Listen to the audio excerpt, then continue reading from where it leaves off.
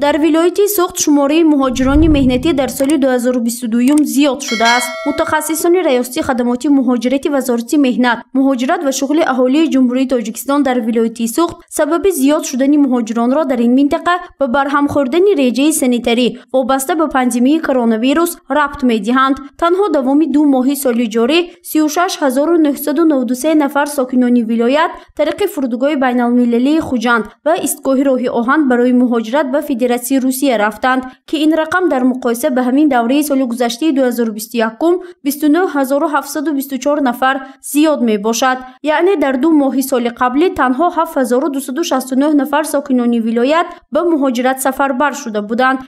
аз ҳисобе ки пеш ҳамин пандемияи коронавирус шудаги ҳолатба аз ҳамин сабаб бисёр нафар шаҳрвандони ҷумҳурии Тоҷикистон вақтинча дар ҷумҳурии Тоҷикистон бо аз ҳисоби ки сарҳадҳо баста шудагӣ буд дар ҳамин ҷо мондагӣ буданд ва баъд аз он ки ҳамин сарҳадҳо кушода шуданд пас аз ҳамин рафти муҳоҷирон бисёртар шуд. аз шумораи умумии 36993 нафар сокинони вилояти Суғд ки давоми 2 моҳи соли ҷорӣ ба муҳоҷират рафтанд, 24773 нафар мардон буда, 12220 нафарашон занон мебошанд. Мутахассисони раёсати хадамоти муҳоҷирати вазорати меҳнат, муҳоҷират ва шуғли аҳолии ҷумҳурии Тоҷикистон дар вилояти Суғд ҳангоми суҳбат бо мо гуфтанд, ки ин теъдоди муҳоҷирон дар раёсати хадамоти муҳоҷират расман ба қайд гирифта шудаанд ва зери назорати доимӣ қарор доранд. ин шумораи муҳоҷирон расман қайд шуда дар раёсати хадамоти муҳоҷирати вилояти Суғд мебошад.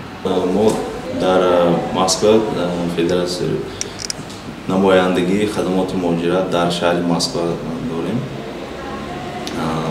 ҳамаи шаҳрвандоне ки ба Федератсияи Русия сафарбар карда мешаванд, онҳо ба назорати намояндагии хадамоти муҳоҷират дар Федератсияи Русия ҳастанд. аз раёсати хадамоти муҳоҷират дар вилояти Суғд ба мо иттилоъ доданд, ки ҳолати бозгашти муҳоҷирон бошад аз ҳисоби сокинони вилоят ба ҳолати 1 марти соли равон 25570 нафарро ташкил додааст. аз ин шумора 16441 нафар мард ва 9129 нафари дигар занон мебошанд. ҳоло Федератсияи Русия барои кишвари мо пешниҳод намудааст, ки шӯъбаи шиносномадиҳии ин кишварро таъсис диҳад. онро дар як мулоқот бо намояндагони вазорат дар шаҳри Санкт-Петербург иброз намуданд. албатта ин иқдом хеле хуб аст. агар ки чунин созишнома байни давлатҳо баста шавад, агар барои ҳар як шаҳрвандони ҷумҳурии Тоҷикистон барои муҳоҷирони меҳнатие ки ба Федератсияи Русия сафар мекунанд ба онҳо хеле беҳбудӣ мешавад.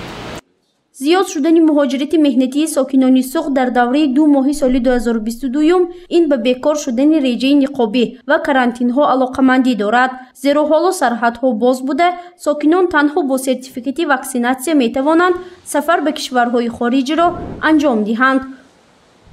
гузориши Фарзона Шамсиева, Мафтуна Шукурова ва Наимҷон Аюбов барои барномаи иттилоотии Хабар.